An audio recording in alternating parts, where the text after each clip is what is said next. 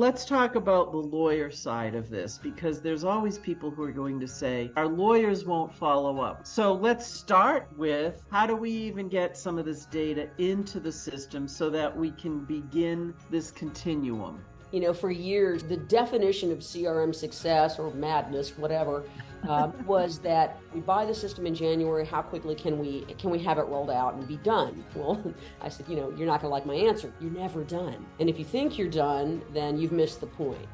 This is supposed to be a process. And so, follow-up is something that it's going to constantly be changing and evolving. But now we've got to the point where we can't even get the attorneys to put their contacts in. So we need to automate this process to capture the contacts using ERM. When those contacts come in, those who know who's are created by ERM, Enterprise Relationship Management. It's on the Exchange server. It doesn't require the attorneys to do anything, and it captures the contacts from the signature blocks of emails and builds contacts like a business card scanner for signature blocks. And based on recency and frequency of communication on Exchange server, it will tell you who knows who based on who's emailing who quite a bit. There's an algorithm that works in the background, but it will create new contacts without the attorneys or their assistants having to do anything. So that's one way, is automation.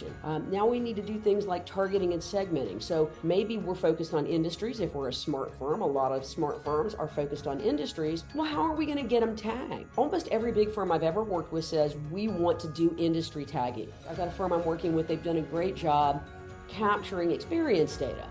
And the way they've done it is, when a matter comes in, there's a form on the intranet that the attorneys do need to fill out to be included in everything, and there's some basic information. But then the BD team follows up. They are sort of bridging that gap. Let's have them enter the information into the pipeline, generate the reports and the analytics, figure out the competitive intelligence about, the competitor's situation, figure out who we know, and sit down with the attorneys and have a strategy session about how to go out and reach them. Really smart way to engage BD to support closing business.